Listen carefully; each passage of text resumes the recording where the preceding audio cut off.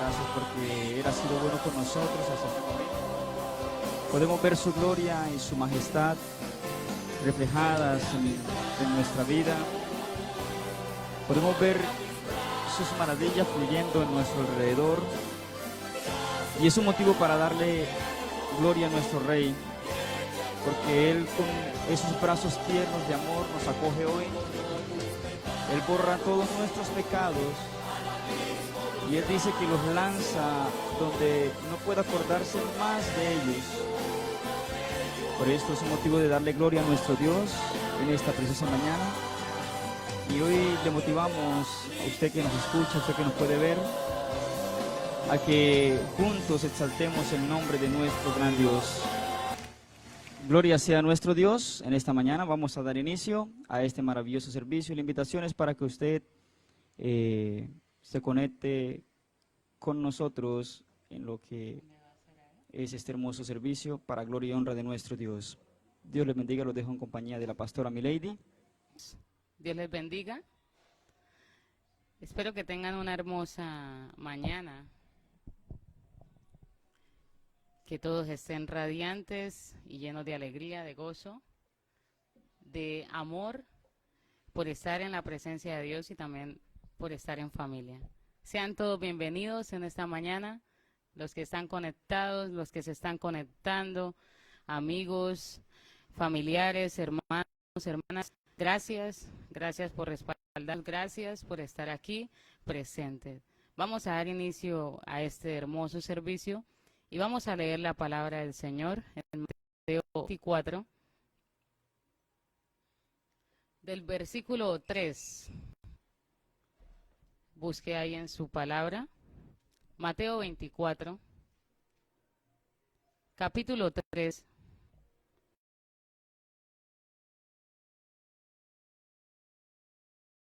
Con un amén. Y leemos la palabra de Dios a una sola voz. Bajo la bendición del Padre, del Hijo y del Espíritu Santo. Amén. Amén. Y estando él sentado en el monte de los olivos, los discípulos se le acercaron aparte diciendo: Dinos cuándo serán estas cosas y qué señales habrá de tu venida y del fin del siglo. Respondiendo Jesús les dijo: Mirad que nadie os engañe, porque vendrán muchos en mi nombre diciendo: Yo soy el Cristo, y a muchos se engañarán, y oiréis de guerra y rumores de guerra. Mirad que no os turbéis, porque es necesario que todo os acontezca, pero aún no es el fin. Porque se levantará nación contra nación, y reino contra reino, y habrá pestes y hambres y terremotos en diferentes lugares. Y todo esto será principio de dolores. Entonces os entregarán a tribulación y os matarán, y seréis aborrecidos de todas las gentes por causa de mi nombre. Muchos tropezarán entonces y se entregarán unos a otros se aborrecerán, y unos a otros se aborrecerán. Y muchos falsos profetas se levantarán y engañarán a muchos. Y por haberse multiplicado la maldad, el amor de muchos se enfriará. Mas el que persevere hasta el fin, éste será salvo. Y será predicado este evangelio del reino en todo el mundo para testimonio a todas las naciones, y entonces vendrá el fin. Por tanto, cuando veáis en el lugar santo la abominación desoladora de que habló el profeta Daniel, el que le entienda, entonces los que estén en Judea huyan a los montes. El que esté en la azotea no descienda para tomar algo de su casa, y el que esté en el campo no vuelva atrás para tomar su capa. Mas hay de las que están encintas y de las que críen en aquellos días. Orad pues que vuestra huida no sea en invierno ni en día de reposo, porque habrá entonces gran tribulación, cual no la ha habido desde el principio del mundo hasta ahora, ni la habrá. Y aquellos días no fuesen acortados, si aquellos días no fuesen acortados, nadie sería salvo, mas por causa de los escogidos, aquellos días serán acortados. Entonces si alguno os dijere: mirad, aquí está el Cristo, o mirad, allí está, no lo creáis, porque se levantarán falsos cristos y falsos profetas y harán grandes señales y prodigios, de tal manera que engañarán, si fuere posible, aún a los escogidos. Ya os lo he dicho antes, así que si os dijeren, mirad, está en el desierto, no salgáis, o mirad, está acentos, no lo creáis, porque como el relámpago que sale del oriente y se muestra hasta el occidente, así será también la venida del Hijo del Hombre. Porque donde quiera que estuviere el cuerpo muerto, allí se juntarán las águilas. Le damos la gloria a Dios en esta mañana. Y así como dice la palabra de Dios, que el versículo 14, y será predicado este evangelio del reino en todo el mundo para testimonio a todas las naciones, y entonces vendrá el fin. Y ese es el propósito de este video en vivo, poder expandir el evangelio de Cristo a todas las naciones del mundo, para que se cumpla la palabra de Dios antes de que sea el fin. Y estamos viendo cómo se está cumpliendo la palabra con todo lo que está aconteciendo. Estamos viendo todas las señales que se están presentando. Es porque la palabra del Señor se debe cumplir. Y por eso le damos gloria a Él y nos preparamos con nuestro Señor para su venida, para el encuentro con Él. Vamos a orarle al Señor y le damos gracias a Él porque nos permite estar en esta mañana reunidos. Gracias te damos, Señor. Hoy te adoramos, hoy elevamos a ti un clamor especial para exaltar tu nombre, para exaltar tu grandeza, porque tú eres hermoso, Señor, tú eres maravilloso. Gracias te damos, Señor, por la vida, gracias te damos por las fuerzas que nos das cada día para poder levantarnos, para poder estar en pie. Muchas gracias, Señor, porque aunque no estamos en cuerpo presente, estamos unidos en un mismo sentir a través de este medio. Y esto es lo más hermoso, Señor. Esto es lo más maravilloso, que la distancia no nos puede detener, que la distancia no nos puede separar. Y en este momento como hermanos, como familia, como amigos nos unimos, nos congregamos, Señor, en familia, bajo tu presencia, para adorarte y para decirte que tú eres nuestro Rey y que no hay nadie como tú. En este momento disponga su corazón para el Señor. Deje al lado todo aquello que le distraiga. Y aunque no estemos en cuerpo presente, la presencia del Espíritu Santo está en cada hogar. La presencia del Espíritu Santo está en cada vida. La presencia de Dios está en tu hogar y ha venido a ti, ha tocado las puertas de tu casa para que tú le abras en esta mañana. Así que déjale entrar y concéntrate en este momento.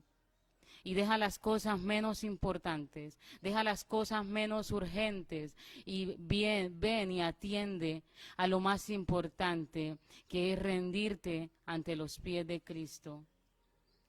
Te damos la gloria a ti, Señor, te damos la alabanza, porque solo tú eres digno, tú eres bueno, Señor, y no hay nadie como tú, Señor. Te adoramos, oh Rey. Exaltamos tu nombre, adórele a Dios y no se canse de adorarlo, dele las gracias, gracias Señor, gracias por cada familia, gracias por cada hijo, por cada madre, por cada padre, gracias Señor, gracias por tu pueblo, gracias por el ministerio MECAF, que tiene la oportunidad de a través de esta forma expandir el evangelio a toda criatura. Glorifícate en las personas, en los hermanos que sean enfermos. Glorifícate en las personas, Señor, que han presentado fiebres, gripas, aunque sabemos que esto es leve, pero te pido que los guardes, que los protejas, Señor, y fortalezca sus cuerpos. Gracias te damos, Señor. Siga adorándole al Señor y no se canse de adorarlo. No se canse de exaltarle. Gracias, Señor. Vamos a decir al Señor, cuán grande eres tú, oh Dios. Te adoramos a ti, Señor, y te exaltamos, oh gran Rey.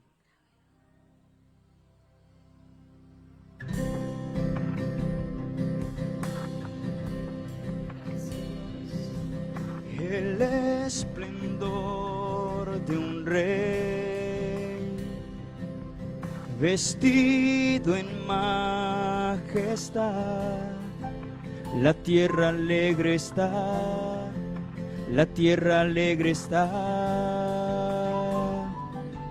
cubierto está de luz, venció la oscuridad y tiembla a su voz, y tiembla a su voz. Cuán grande es Dios, cántale cuán grande es Dios, y todos lo verán. Cuán grande es Dios.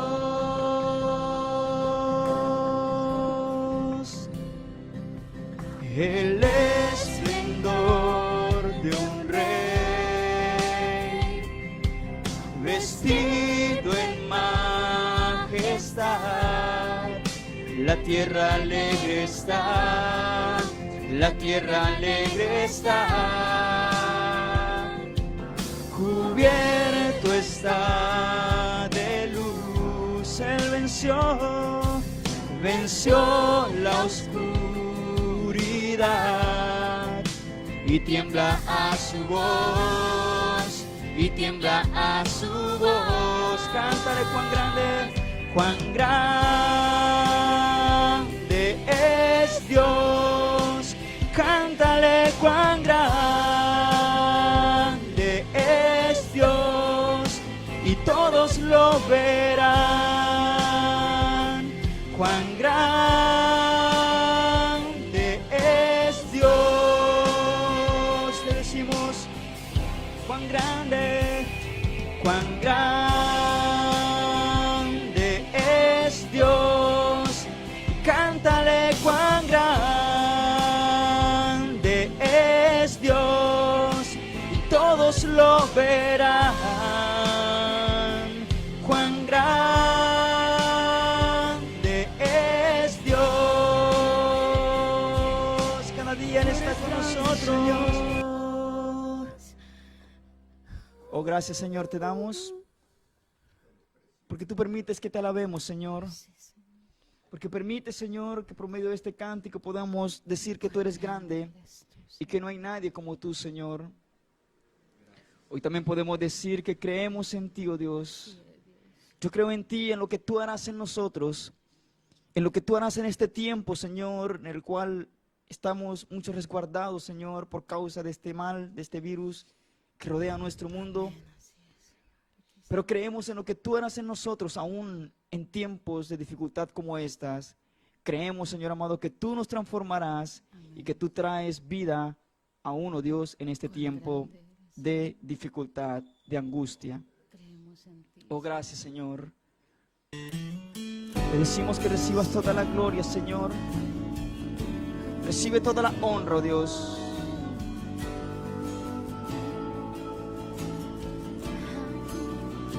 Queremos levantar a ti nuestras manos, Señor,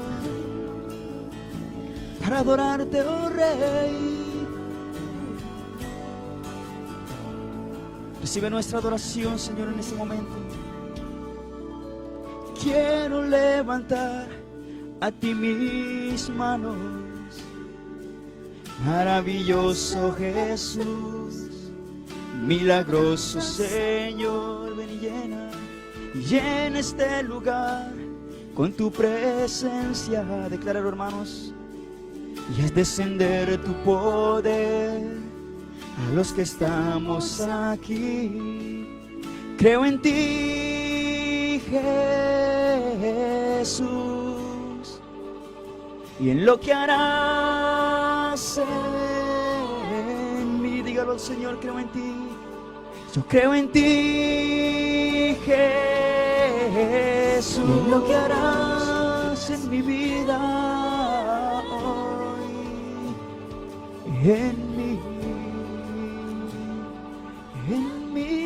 Jesús, en mi Señor.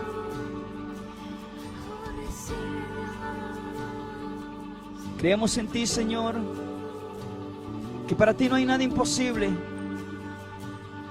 Tu palabra dice que para el que cree todo es posible.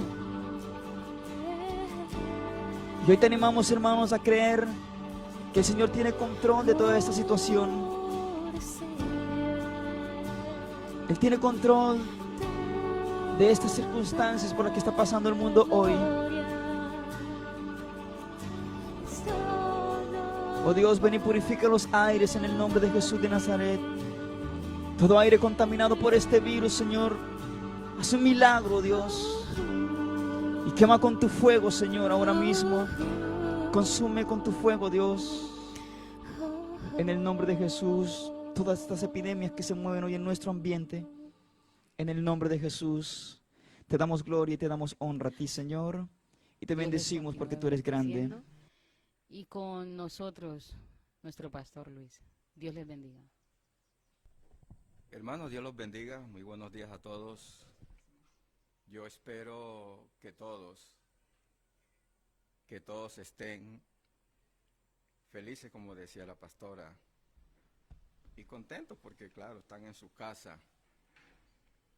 Desde acá de nuestros estudios, les estamos deseando a ustedes las más ricas bendiciones del Todopoderoso, el Dios que creó los cielos y la tierra y que muchos ignoran por qué razón las cosas tienen que suceder como están sucediendo hoy día en nuestro mundo. Pero todos sabemos que Dios es el juez de toda la tierra. Quiero compartir con ustedes, para la honra y gloria de Dios, a todos mis hermanos, a todos los amigos que están conectados, que nos están viendo, compartir con ustedes el tema: un buen nombre no es buen testimonio ante el Señor, tienes que despertar. Repito el tema de esta mañana: un buen nombre no es buen testimonio ante el Señor, tienes que despertar. Hoy me toca continuar con el estudio al libro de Apocalipsis y estamos en el capítulo 3, corresponde el mensaje a la iglesia de Sardis. Dice la Biblia, Apocalipsis capítulo 3, en el del versículo 1 hasta el versículo 6. Yo espero que usted tenga su Biblia allí en su mano. Tenga su Biblia, no solo me escuche leer, sino que tenga su Biblia allí en su mano. Dice la bendita y santa palabra de Dios: escribe al ángel de la iglesia en Sardis, el que tiene los 7 espíritus de Dios y las 7 estrellas, dice esto: yo conozco tus obras, que tienes nombre de que vives y estás muerto. Sé vigilante y afirma las otras cosas que están para morir, porque no he hallado tus obras perfectas delante de Dios. Acuérdate, pues, de lo que has recibido y oído, y guárdalo, y arrepiéntete, pues si no velas, vendré sobre ti como ladrón, y no sabrás a qué hora vendré sobre ti. Pero tienes unas pocas personas en Sardis que no han manchado sus vestiduras y andarán conmigo en vestiduras blancas porque son dignos. El que venciere será vestido de vestiduras blancas y no borraré su nombre del libro de la vida y confesaré su nombre delante de mi Padre y delante de sus ángeles. El que tiene oído, oiga lo que el Espíritu dice a las iglesias. Bendito sea el nombre del Señor, bendita palabra. Ora conmigo allí. Señor, yo te ruego que en esta mañana tú hables a mi vida. De acuerdo a mi condición, yo te pido que tu Santo Espíritu redarguya todo mi ser. Amén. Bien, amados hermanos, la importancia del estudio de Apocalipsis, reconociendo que su centro es Jesús es el Señor, y conociendo las historias de todas las iglesias que en la antigüedad fueron o existieron, para nosotros hoy día es un ejemplo como también debemos recibir el mensaje de Cristo para aquellas iglesias. Un pequeño comentario histórico e introductivo acerca de la ciudad de Sardis. Yo quiero que ustedes me presten mucha atención porque Sardis era una ciudad muy segura, muy segura. Los habitantes vivían completamente seguros. Aparte de eso, Sardis era una ciudad o una de las ciudades más poderosas del mundo antiguo. Por ahí en los años 600 antes de Cristo, y su capital, Sardis era capital del reino de Libia. Sardis estaba estratégicamente situada de modo que sus habitantes podían vivir confiados en la seguridad que proporcionaba la ciudad. Era ellos la consideraban como una ciudad inexpugnable contra cualquier ataque de cualquier enemigo. Sardis alcanzó su apogeo económico en los años 560 antes de Cristo bajo el reinado de Creso. Algunas excavaciones que en nuestra era han sido hechas han dado fe del brillo económico que tenía esta ciudad. Ahora, nosotros podíamos preguntarnos acerca de la seguridad de los habitantes de Sardis. ¿Por qué se sentían seguros? ¿Dónde radicaba la seguridad de ellos? Este era otro distintivo geográfico de la ciudad de Sardis. Su escarpada acrópolis, que se alzaba casi perpendicular a unos 400 metros de altura, le proporcionaba seguridad a ellos. Ahora, en aspectos de seguridad, podríamos nosotros decir que era impenetrable.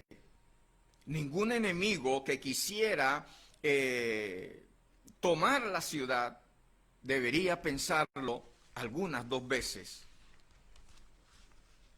Además de esto, Sardis se consideraba un centro de adoración.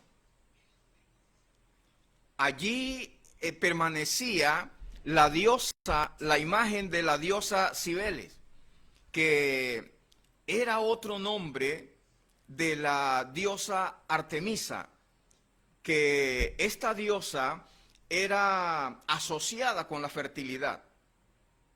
Y las mujeres de aquella época, en momentos de dar a luz, invocaban constantemente el nombre de esta diosa Artemisa. En medio de la opulencia de Sardis se encontraba la congregación cristiana, o sea, la iglesia de Jesucristo. En medio de esa ciudad, aquella iglesia recibe la más impresionante y mayor reprensión que iglesia alguna haya recibido en aquella época por parte del Señor.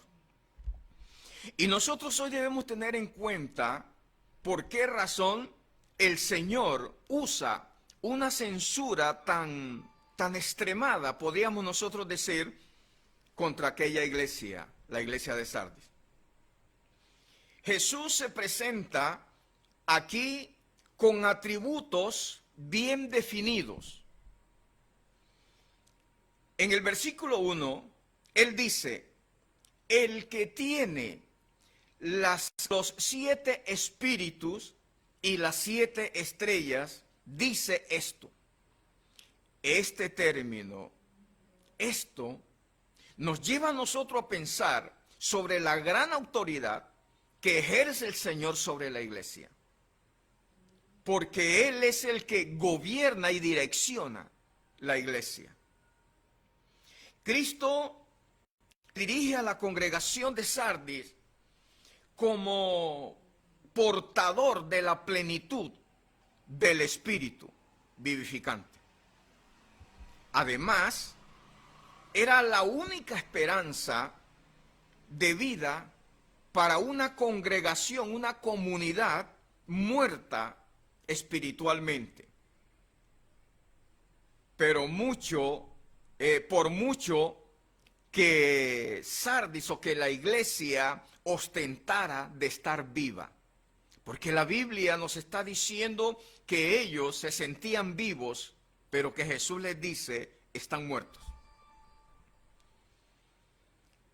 La expresión, el que tiene, según lo expresa el versículo 1, la expresión el que tiene es un participio presente y sugiere acción continua. Además, el que tiene el control y la dirección de la iglesia como es el Señor Jesús. Esto quiere decir que constantemente el Señor está presente y está direccionando a sus fieles escogidos. También los 7 espíritus, que para muchos ha sido cuestión de conjeturas acerca de estos 7 espíritus, yo quiero, mi hermano, que usted tenga presente que no son 7 espíritus, solo hay un espíritu. Solo que esta referencia a 7 espíritus demuestra la plenitud del Espíritu Santo. Esta expresión habla de la plenitud de capacitación y de vida inherente en el Espíritu que estaba disponible para la iglesia de Sardis. A pesar de su condición de mortalidad espiritual en que todos habían caído. En segundo lugar, Cristo se presenta como el que tiene las 7 estrellas. Ya eso lo habíamos visto en el capítulo 2, el versículo 1 del libro de Efesios, donde las estrellas que representan a los pastores o ángeles o líderes de la iglesia están en manos del Señor. Jesús es Señor de las iglesias, tiene las estrellas en su mano y anda en medio de los candeleros. Jesús inicia su mensaje con un rapidísimo reconocimiento de la fama de la iglesia de Sardis. Tengan muy presente esto, fama o nombre de la iglesia de Sardis. Jesús le dice, yo conozco tus obras. Esto a mí me pone a pensar mucho, porque hacemos cosas, amados hermanos, que los demás no ven y creemos que están ocultas delante de Dios, pero va a llegar el momento en que el Señor nos va a decir, yo conozco lo que tú haces, yo conozco tus obras.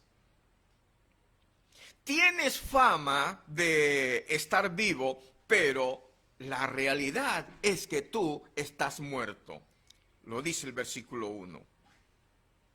Todo esto ha llevado a muchas conjeturas como fuego de palabras a muchos pensadores o estudiosos de las Escrituras.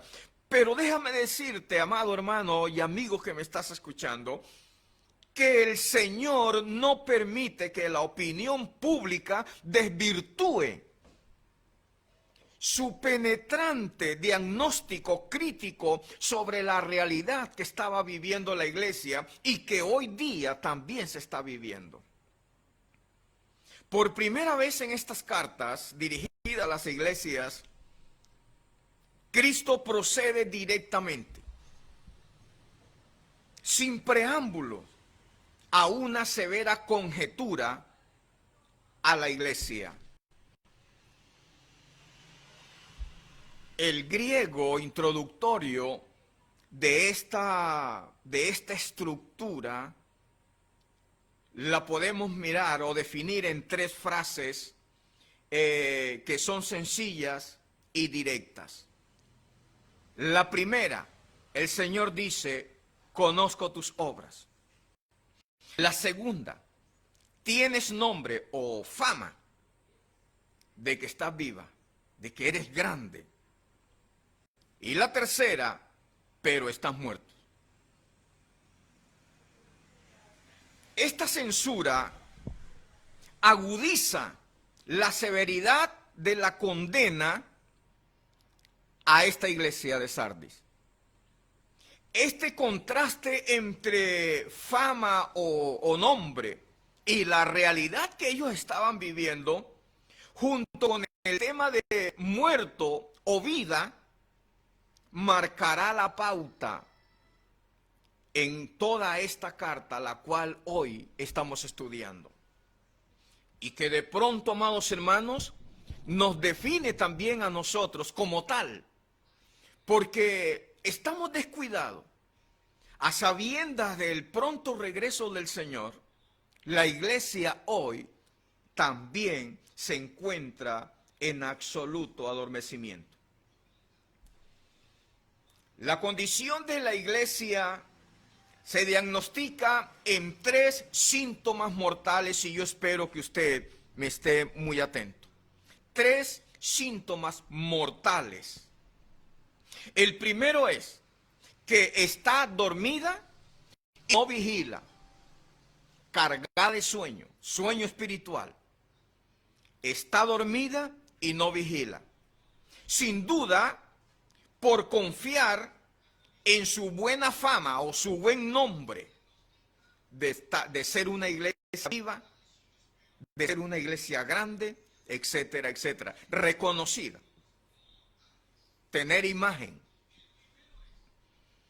Pero a pesar de la buena imagen que esta iglesia tenía, Cristo tiene que llamarles, Cristo tiene que insistir en decirles, despiértense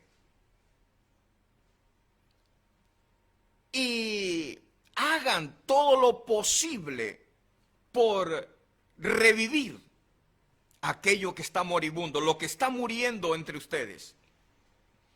Esto debería nosotros ponernos a pensar, amados hermanos, si de pronto estamos también en un estado agónico, como se encontraba la iglesia de Sardis.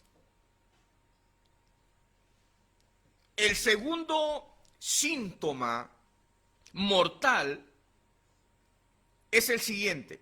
A ellos les caracterizaba una vana mediocridad espiritual. Una vana mediocridad espiritual.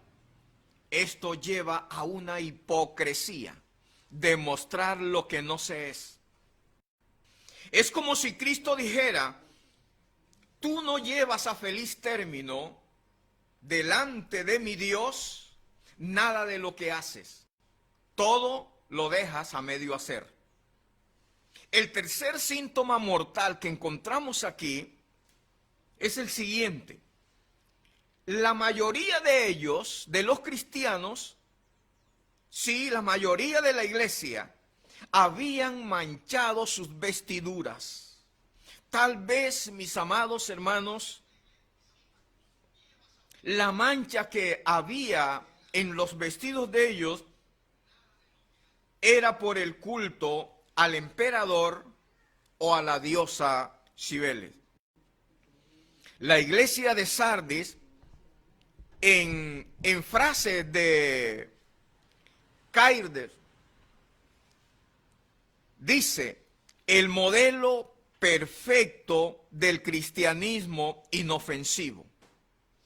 Esto es importante.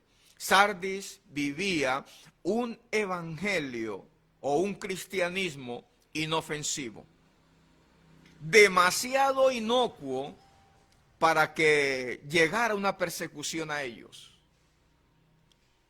¿Qué los iba a perseguir el enemigo? Si era una iglesia que estaba muriendo a pasos agigantados, habían descuidado la visión espiritual y habían avivado la visión de ser una iglesia reconocida con buena imagen y buena fama. Murray, otro estudioso, la califica como la encarnación de la mediocridad. Ahora, amados hermanos, ¿cuántas iglesias hoy día, aunque muestren estar muy fervientes y muy vivas, tendrían que verse retratadas en este espejo de la realidad que el Señor nos puede estar mostrando? Cristo llama al ángel de la iglesia de Sardis a despertarse. Despierta, despierta. Si no te mantienes despierto, cuando menos lo esperes, caeré sobre ti. No vas a saber a qué hora yo voy a venir sobre ti como ladrón. Dice el versículo 3. Este llamado a ponerse vigilante tendría que impactar, sí, esa es la expresión, impactar fuertemente a los cristianos de la iglesia de Sardis. Pues la historia de la ciudad determinaba o testimoniaba que por 2 veces su poderosa e invencible citadela fue tomada por falta de vigilancia. Pero precisamente, amados hermanos, por confiar en esas defensas tan seguras que ellos las consideraban así, 2 veces le cayó por sorpresa el enemigo, sin darles oportunidad a los que defendían la ciudad de que se defendieran de sus enemigos.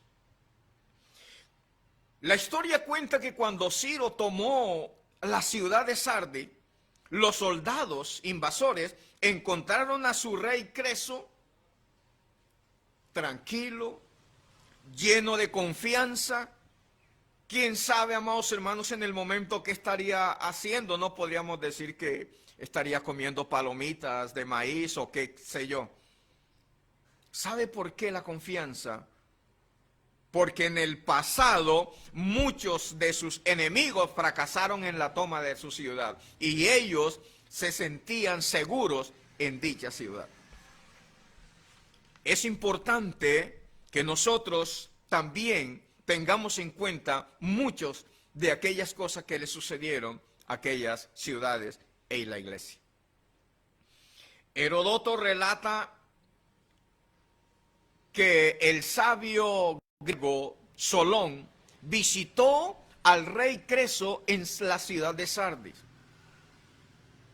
Pero en esta visita, este sabio le recomendó o le dijo al rey que tuviera cuidado por su excesiva confianza,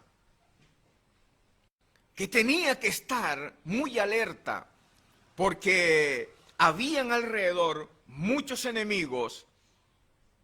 ¿Sabe usted lo que hizo Creso después de este consejo que le dio el sabio Solón? Fue y consultó al oráculo. El oráculo le vaticinó que sacara su ejército y que enfrentara a los persas y que así él iba a destruir un gran imperio, como era el imperio persa. Pero resulta, amados hermanos, que cuando él salió a enfrentar a los persas, todo se le devolvió. Todo fue en derrota. Al ver cómo estaba él mismo destruyendo su propio ejército, regresó entonces a la fortaleza de Sardis y se encerró y comenzó a vivir confiado una vez más.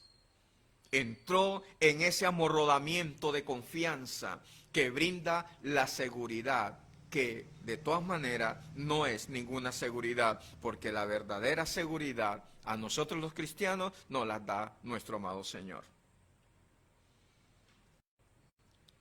Con el recuerdo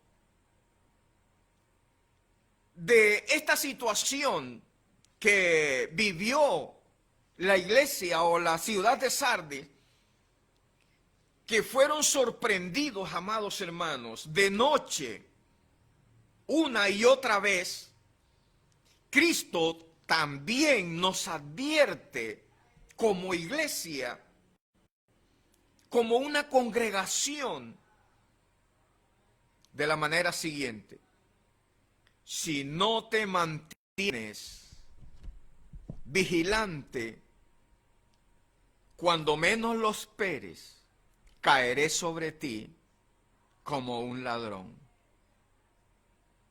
Yo le pregunto, mi hermano, mi amigo, ¿está usted vigilando? Vigilar no es que usted deje de dormir por las noches. Aquí en el sentido espiritual, no, eso no es. Vigilar en el sentido espiritual es que usted esté constantemente meditando y trayendo a memoria los momentos agradables y lo que el Señor ha prometido para usted y para la iglesia. No es otra cosa sino estar preparado, porque no sabemos a qué hora podamos ser sorprendidos.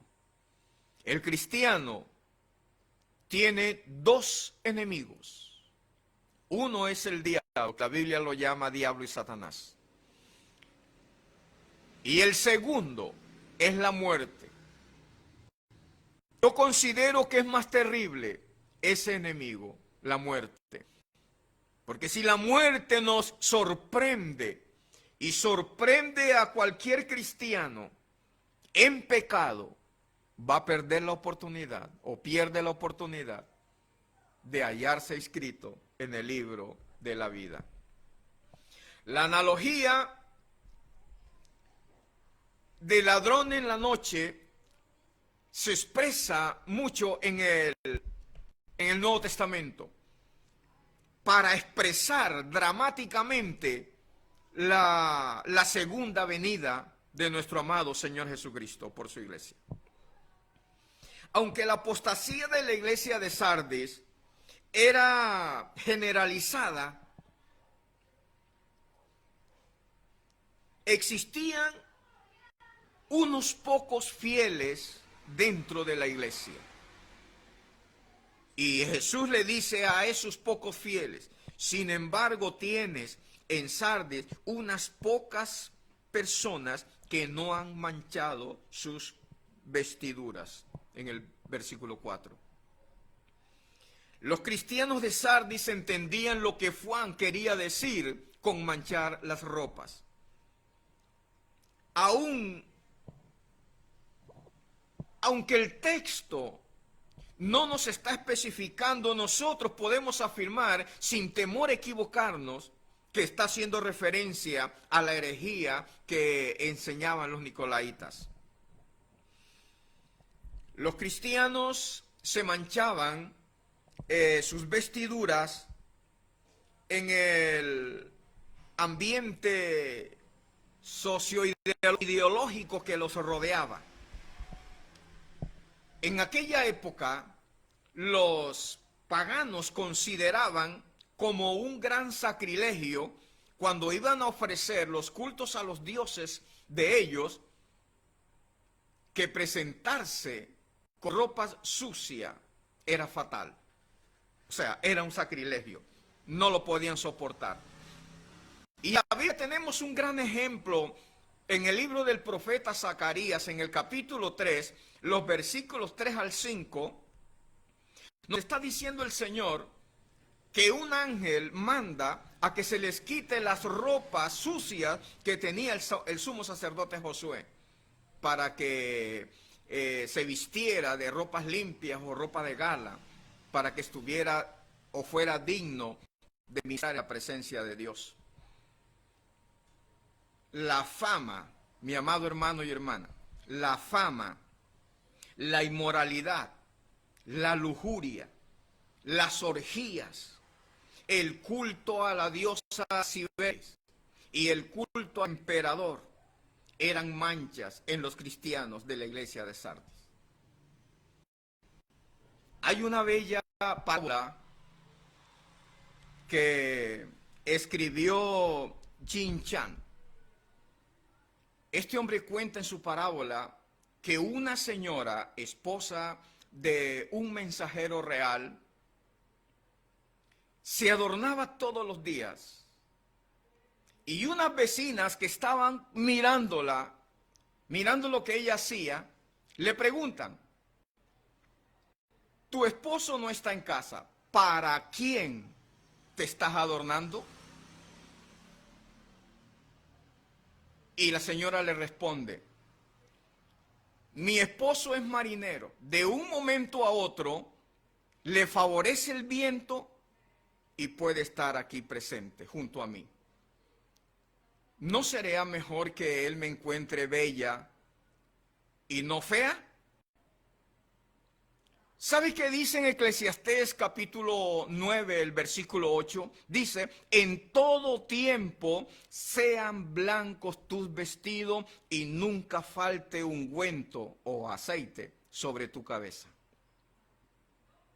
Esta señora todos los días esperaba a que su esposo llegara y por ende se mantenía hermosa. Hay otra parábola también que escribe Sabah. Este hombre en su parábola dice que hubo un rey que repartió vestidos a sus servidores, vestidos reales, y un grupo de sus servidores que recibió los vestidos los guardaron en algunos cofres bien guardados, seguro de que no se fueran a ensuciar. A esto llamamos servidores prudentes. Pero otro grupo de servidores del rey, al recibir los vestidos reales, se los pusieron y se fueron a sus trabajos. Imagínense que algunos de ellos fueran mecánicos o que fueran agricultores o que fueran, en fin, cualquier otro trabajo de pintorería, etcétera. ¿Cómo estarían esos vestidos? Cuando llegó el rey y llamó a sus servidores para que devolvieran sus vestidos, los que hemos llamado prudentes llevaron sus vestidos y el rey los recibe y los manda a guardar. Y les dice a ellos: vayan en paz a sus casas. Pero cuando llegan los otros servidores, los que hemos llamado insensatos, el rey toma los vestidos de ellos y los manda a la lavandería. Y a aquellas personas él les dice: a estos enciérrenlos en la cárcel. Aquí la figura de la cárcel quiere decir las tinieblas de afuera. ¿Con qué estamos nosotros manchando nuestros vestidos? El vestido con que el Señor nos ha vestido. ¿Qué estamos haciendo con nuestra ropa? ¿Qué estamos haciendo? ¿Acaso estamos nosotros ensuciando los vestidos? Quiero decirte que a este remanente fiel y que no han manchado sus vidas con el conformismo y el entreguismo de los demás, el Señor les hace una promesa muy especial. Ellos, por ser dignos, andarán vestidos de blanco, dice el versículo 4. Los que andan fielmente con el Señor, los que andan vestidos de blanco, el Cordero los guiará, dice en Apocalipsis capítulo 7, el versículo 17, andarán con el Cordero y éste los guiará a fuentes de agua de vida. En una ciudad de tintoreros, de figura, o sea, es una figura de una perfecta blancura, expresaría una gran fuerza y belleza, el privilegio de que estos fieles pudieran estar gozando de una gloriosa presencia de su Señor y Salvador. La carta termina extendiendo una triple promesa a quienes han vivido una vida fiel delante de Dios hasta la muerte. En el versículo 5 dice de la manera siguiente, voy a leerlo en la versión, la Nueva Internacional, dice, el que salga vencedor se vestirá de blanco y jamás borraré su nombre del libro de la vida, sino que reconoceré su nombre delante de mi Padre y delante de sus ángeles. ¡Qué maravilla! Cuán glorioso será ese día en que nosotros seamos reconocidos como dignos de estar en la presencia de Dios por la forma en que hemos vivido aquí en esta tierra delante de Él. Las tres promesas que encontramos en este versículo son básicamente una sola: la vida eterna. El término libro de la vida que encontramos aquí, en aquella época era muy común entre los hebreos para señalar el registro de los habitantes de una ciudad. Isaías, en el capítulo 4, el versículo 3, dice lo siguiente: todos los que en Jerusalén están registrados entre los vivientes. Para poder estar registrado en el libro que se llevaba en Israel, la persona tenía que estar viva. David en su Salmo 139, el versículo 16, dice, y en tu libro estaban escritas todas aquellas cosas.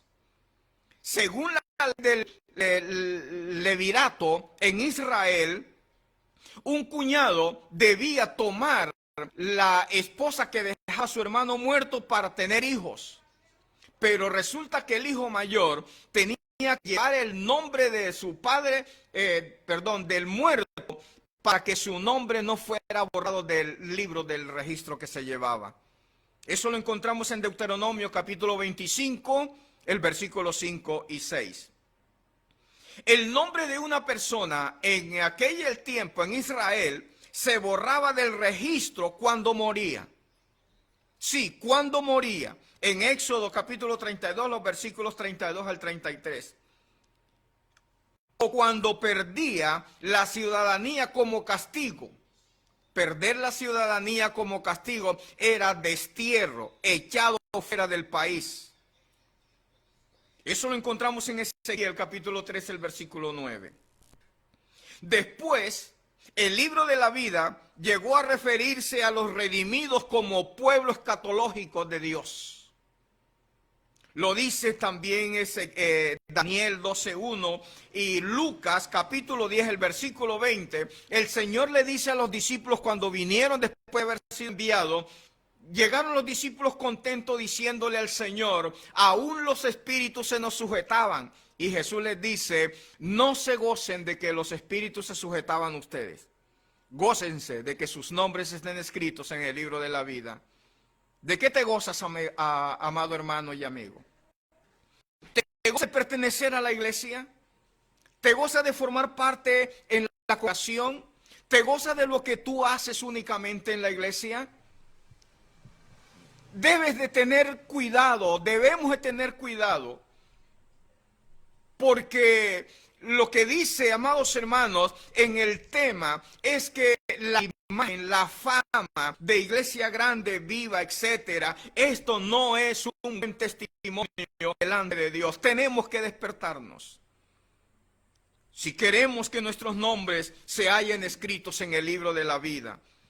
En Apocalipsis capítulo 21, el versículo 27, dice el Señor en ese registro bíblico, que ninguna cosa inmunda entrará en el reino de los cielos, sino solo los que estén escritos en el libro de la vida. Nuestro mensaje afirma que Dios no borrará nunca el nombre de un discípulo fiel, de un creyente fiel, de un seguidor de Él que sea fiel.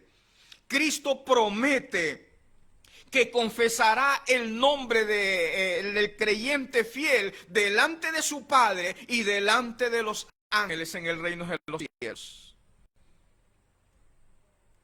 Pero hoy, amados hermanos, hoy que somos conformistas y que estamos totalmente encerrados en una seguridad vana y en una mediocridad espiritual, déjame decirte que la imagen también se constituye en una idolatría.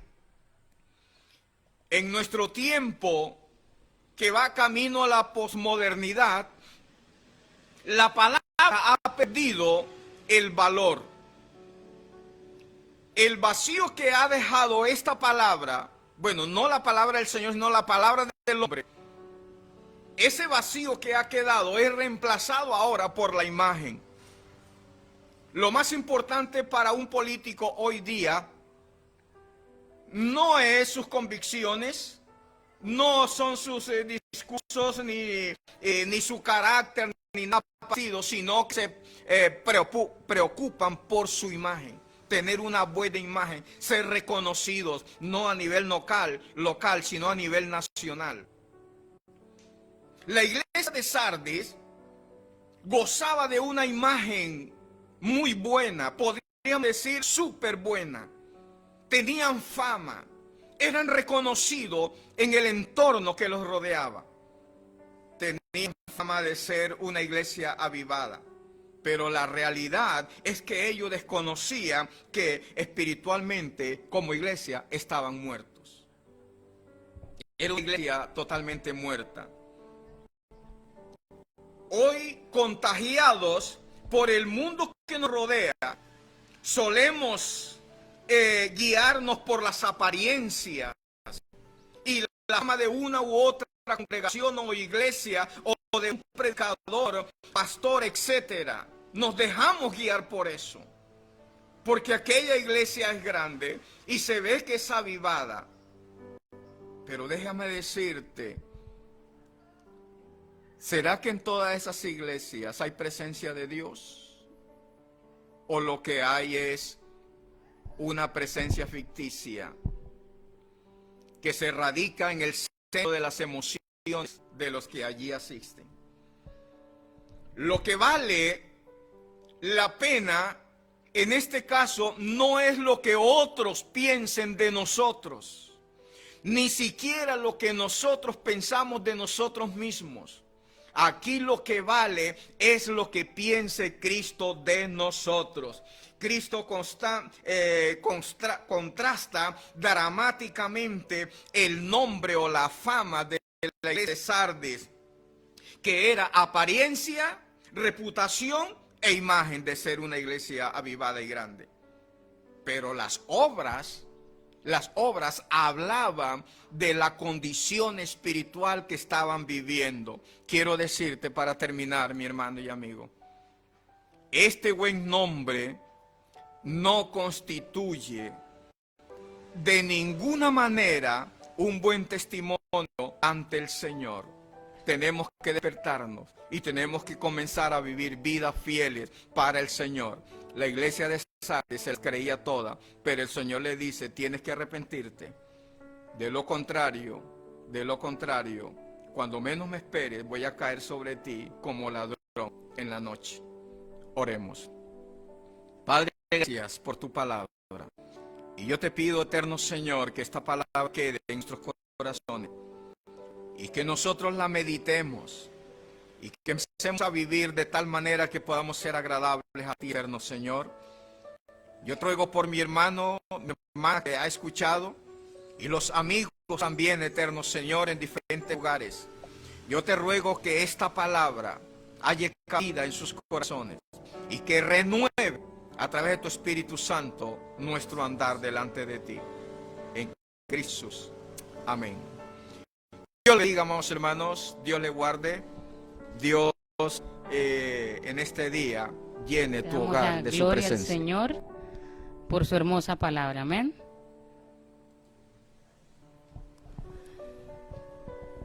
Le damos las gracias a Él porque nos permite escuchar palabra de Dios.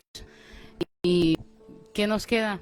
Prepararnos, aprender de este tiempo de crisis, a acercarnos más a Dios. Y si Dios ha permitido que todo esto esté sucediendo, porque nos quiere preparar bien para el encuentro con su amado. Amén.